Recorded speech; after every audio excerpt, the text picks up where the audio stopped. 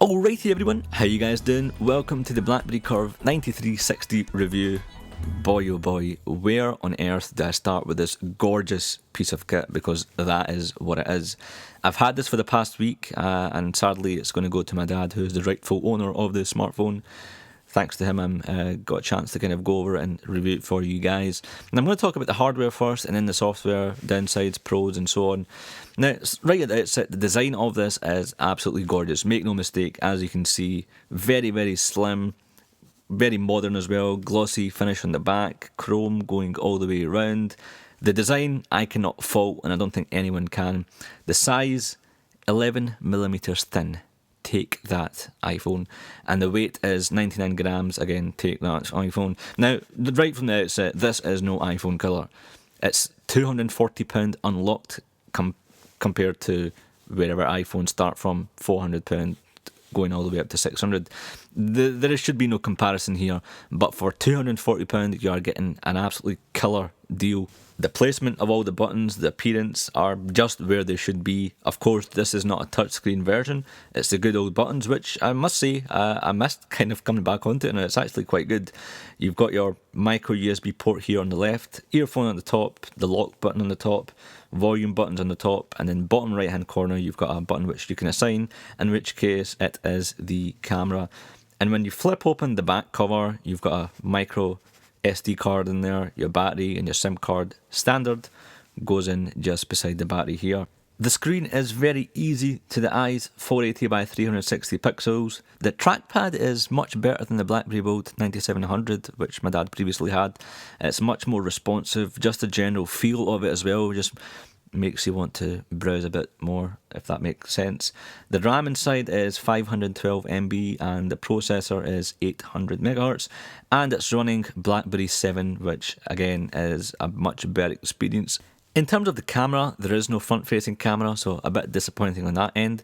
But on the back, you've got a 5-megapixel camera with flash, and you've also got a VGA camera, and it does the job pretty well. I was expecting a horrible result, but as from these pictures, you can tell it done a pretty darn good job in taking images. The video could have been 720p, considering this model was launched in August 2011.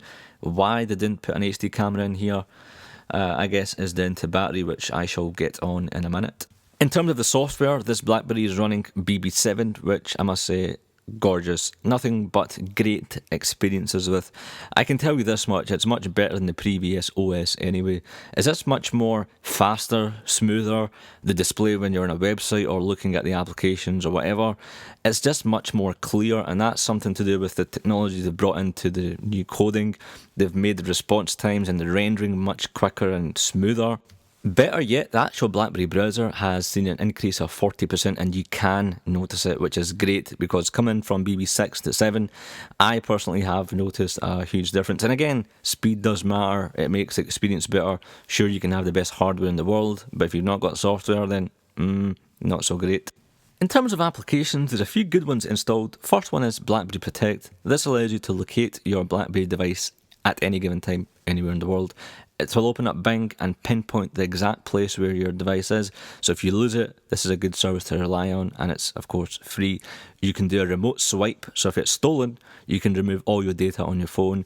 You can have an alarm bell ring if you can't seem to find your phone in the house. You can send a message to a device, so if someone has stolen it, you can put a big warning in beforehand or whatever. And yeah, like any other smartphone in the market, it's got social media applications like Facebook, Twitter, YouTube. You get the point. Other than that, you've got calculator, files, voice memos, you've got 2 games.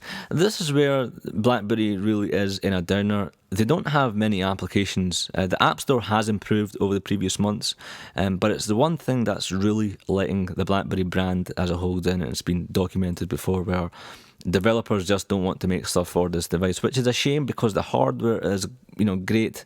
I love it. The email side of things, fantastic. So I hope in the next few weeks or months they do get their act together in terms of getting developers on board and getting some of these cool apps that you see in other smartphones onto the BlackBerry handsets. This phone is also NFC enabled, which is near field communication. Basically, you can walk into a store or your favourite burger place, buy a burger, buy a packet of crisp and pay for it using your BlackBerry No need to get your debit, your credit card, or heck, cash. In essence, your Blackberry is your payment method, which is great technology, great news. But my issue is I can't seem to find a list of which retailers accept this new technology. It's all hoo-ha saying, yeah, we're first in doing this, but if no one's accepting at the moment, then there's little point of me going over the thing because I can't seem to test it. Visa and MasterCard have recently signed an agreement with Blackberry, so we'll be sure to see NFC pay points pretty soon. I cannot wait till this service is activated. One of the things that I've always been looking forward to is just making life easier, just the whole experience. So yeah, once it is widely recognised, I'll hopefully come back to this feature. So to sum up and give you my final thoughts on this phone, I would personally go out and get this as a mobile phone device. I would do that. The two things that let this phone down is, number one, are the lack of applications, which can be fixed. Number two is battery life, and this seems to be kind of a web-based conclusion. It is horrible on this phone. Up to 5 hours is what they quote, and yeah, that is what you get. So you do have to carry your charger or perhaps even a spare battery with you if you intend on using this, which of course you will be doing if you get this phone. I don't know why they done that. It's such a gorgeous piece of kit, and you let down the battery. Heck, I don't even care if they reduce the camera or whatever, but still give us good battery performance, because that is, in essence, you need battery. The worst thing that happens is when you just run out of battery, your battery drains out. So I think it's a huge downer. But that said, slick looking device, really good functions, the OS, email, working a breeze, the browser, everything about it is kind of top notch, but it's just those two things that are letting it down. If you own this device or any of the Blackberry range, any of the Curve range, feel free to leave a comment, or heck, a video response would be great. If you have any questions, I'll try and answer them in the comments below, so do leave them. Thanks very much for watching, guys. Join me over at twitter.com/i6glaswegian, facebook.com/iglaswegian. Thanks very much, guys, and I'll see you in the next video. Cheers.